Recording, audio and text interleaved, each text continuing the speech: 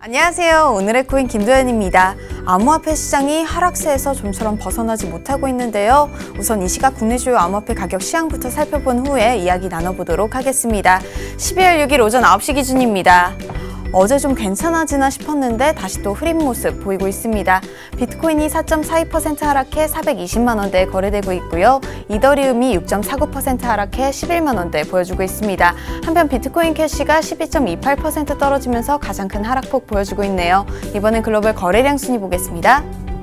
거래량은 어제와 별반 차이 없이 15조 원대 유지하는 모습 보이고 있습니다. 다음은 암호화폐 시황을 분석해줄 송범선 애널리스트 나와주셨습니다. 안녕하세요. 안녕하세요. 반갑습니다. 송범선입니다.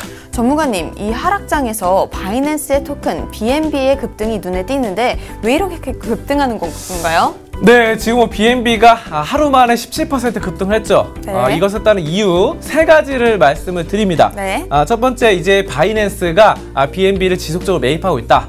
그리고 두 번째는 스테이블 코인을 끌어안고 있다는 점이고요. 세 번째는 BNB가 사용처를 굉장히 확대를 하고 있다는 점입니다. 네. 이에 따라서 거래 금액 또한 226% 엄청나게 늘었고요. 자, 그럼 하나씩 살펴보도록 하겠습니다. 첫 번째, 바로 바이낸스가 4분기에 맞춰서 계속해서 BNB를 매집을 하고 있습니다. 네. 자, 그래서 이제 바이낸스에서 이제 수익이 나잖아요. 네. 거래소니까 수익이 나는데 그 수익의 20% 엄청난 금액이에요. 네. 20%를 이 BNB를 사들인다고 하거든요. 네네. 그러니까 뭐 만약 1억이 수익이 났다라고 하면 2천만 원 사들인 거죠. 네. 100억이 수익 났으면은 뭐 20억을 사들인 건데 네. 이거를 그냥 사들여서 놔두는 게 아니라 이걸 또 소각을 해요. 소각을. 네. 그래서 소각이라는 것 자체가 이제 우리 소각장에서 불태우는 것처럼 네. 불태워서 없애는 겁니다. 네. 자, 근데 이게 지금 상당히 큰 호재입니다. 왜냐하면은 지금 다른 코인들도 예전에 소각 소식이 나오면 급등하는 경우가 있었는데 네. 왜냐하면 이제 여러분들이 그걸 아셔야 돼요. 비트코인의 장점 중에서 저는 이렇게 보고 있습니다. 비트코인이 가장 큰 장점은 사실 블록체인 뭐 그런 것도 암호화 이런 것도 있겠지만 익명성 이런 것보다는 저는 이 수량이 한정되어 있는 거, 희소성 그걸로 네. 보여요. 왜냐하면 중앙은행에서 발행하는 거는 화폐는 이제 계속 찍어낼 수 있잖아요. 그렇죠. 이 인플레이션이 일어나는데 비트코인은 딱 한정돼 있기 때문에 더 찍어낼 수가 없죠. 추가로. 그래서 한정돼서 있기 때문에 인플레이션이 일어나지 않아요. 근데 이 소각이라는 것 자체가 이 한정되어 있는 물량이 있잖아요. 이렇게. 네. 한정돼 있는데 여기서 이 희소성인데 여기서 더 줄여버리는 거예요. 네. 물량을. 네. 그러면 뭐 100개가 있었다. 100개가 네. 있었는데 30개를 줄이면 70개밖에 안 남잖아요. 네. 줄어들면 줄어들수록 가치는 올라갑니다. 그렇죠. 희소성 때문이죠. 맞습니다. 다이아몬드가 비싼 게 그거예요. 네. 많이 없기 때문에 비싼 거. 그것처럼 이것도 지금 100개에서 뭐 30개 줄였다 그러면 70개는 더 비싸질 수밖에 없는 겁니다. 네. 자, 그래서 소각이 상당히 좀 이득이다. 이런 점을 알아주시면 되고요. 네. 자, 그 다음에 두 번째는 이제 바이낸스가 스테이블 코인을 끌어안기 전략. 네. 예전에 이제 좀 테더만 이렇게 좀 감싸 안았거든요. 네. 자, 그러다 이름까지 최근에 바꾸면서 굉장히 스테이블 코인까지 포섭을 하겠다라고 밝혔고요. 세 번째는 이제 스테이블 코인 굉장히 안정적이니까 이것도 좋겠죠. 세 번째는 이제 BNB의 사용처 확장이 또 급등을 이끌었습니다. 네. 네.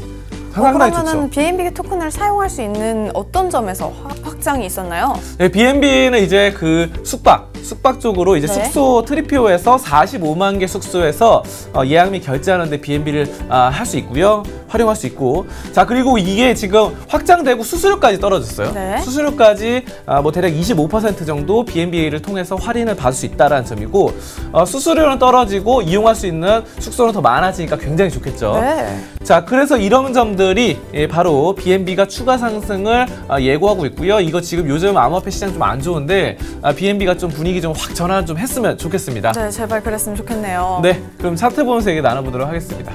네, 어제 다시 돌아오는가 싶었더니 더 떨어졌는데요. 네, 그렇죠. 이 비트코인 저점이 바로 이 시점이었는데 이 지지선이었는데 여기를 무너지었습니다. 그래서 네. 상당히 좀 안 좋은 상황이고, 아무튼 투자 심리가 악화되면서 매물이 쏟아져 나옵니다. 맞습니다. 자, 이거는 이제 SNS를 통해서 ICO 광고에 대한 이 규제, 미국에서 이 SEC가 규제를 했죠. 그렇죠. 자, 그래서 이런 것들이 사실 오늘 나온 얘기는 아니지만 투자 심리가 계속해서 누적되고 있는 상황이고요. 네. 자, 국내에서는 이 국회의원들이 계속해서 암호화폐를 좀 규제 풀어달라 뭐 이렇게 말했지만 지금 정부에서 분위기가 규제가 좀 풀리기 어려울 것으로 나타나고 있는데, 최근에 비트코인까지 더 떨어지면서 정부가 약간 규제를 안 풀 것 같다.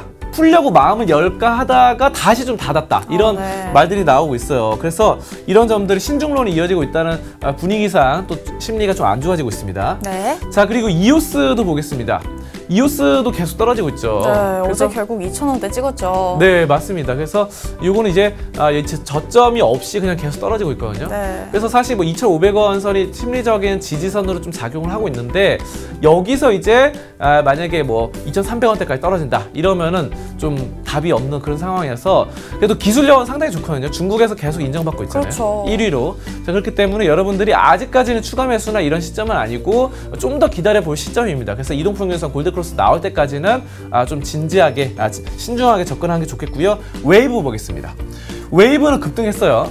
웨이브 급등했다가 다시 시장 눌림에 따라서 눌렸는데 이거는 모바일 앱에 지금 나오면서 급등을 했습니다. 아무튼 이것이 스마트폰으로 안전하게 저장, 보관할 수 있다는 점 이런 거고요. 자, 중요한 점은 웨이브 일봉 보겠습니다. 일봉 보시면 여기서 거래량 엄청 늘어나면서 10배 이상 늘어나면서 급등했죠. 그렇죠. 이런 거 상당히 좀 좋은데 네. 중요한 거는 여기 상한선, 볼린저 밴드 상한선과 하한선이 너무 벌어졌어요. 네. 자, 그러면서 여기 밑에 보시면 오늘 이겁니다. 이격도가 예전에는 약간 벌어져도 거의 일정했어요. 네. 이것도 일정했는데 중요한 건 이게 0이에요. 이 선이 0인데 네. 약간 떨어졌다가 다시 지금 올라가지고 40까지 올랐어요. 40까지. 네. 이게 엄청나게 이격이 벌어진 겁니다. 그래서 네. 이럴 때는 좀 조심해야 돼요, 여러분들이. 네. 그래서 이격도까지 체크를 하시는 게 좋겠고 아무튼 이격도가 커지면은 접근했을 때 기존에 만약에 중장기 투자자다 그러면은 뭐 10%에서 20% 손절을 가져갔다 한다면은 이때는 3%에서 5%에서 손절매를 칼같이 한번 끊어주는 게 좋겠다. 이렇게 말씀드리도록 하겠습니다. 네. 여기까지 암호화폐 종합 분석 네, 시간이었습니다. 오늘도 좋은 소식 고맙습니다.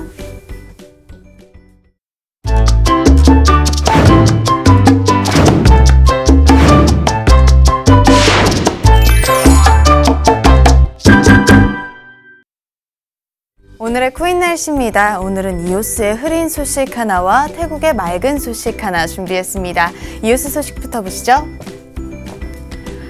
이오스의 댄 라리머 이탈 우려에 이오스가 흔들리고 있습니다. 비트코인 폭락에도 3,000원대를 유지하던 이오스가 최근 2,000원대로 떨어졌는데요.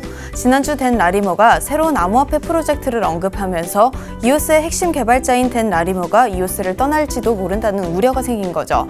댄 라리머는 뒤늦게 이오스를 떠나지 않을 것을 밝혔지만 투자자들의 불안감이 쉽사리 가시지 않을 것 같은데요. 이오스가 앞으로 어떻게 될지 지켜봐야겠네요. 다음 맑은 소식 보겠습니다. 태국의 암호화폐 거래소인 사탕이 내년 1분기에 990만 달러 규모의 자금을 STO로 조달합니다. 990만 달러는 우리 돈 110억 원이죠. 해당 자금은 결제용 지갑을 개발하고 푸켓, 파타야 등 관광지 오프라인 설립에 사용될 예정입니다. 현재 태국에서 STO는 규제 회색지대에 놓여 있는데요. 태국이 앞으로 STO를 어떻게 진행할지 궁금하네요.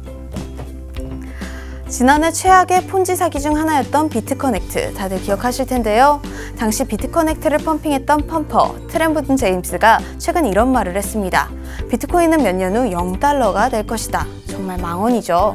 비트커넥트 사건 이후 어떻게 지냈나 궁금해서 제가 트위터를 찾아봤는데요. 크립토 웨더라고 적힌 티셔츠를 팔고 있는가 하면 본인을 폄하하는 기사들을 본인 트위터에 올려놨더라고요. 트위터를 보면서 이 세상엔 관심이 필요한 사람들이 정말 많은 것 같다는 생각이 들었습니다. 지금까지 오늘의 코인 김도연이었습니다.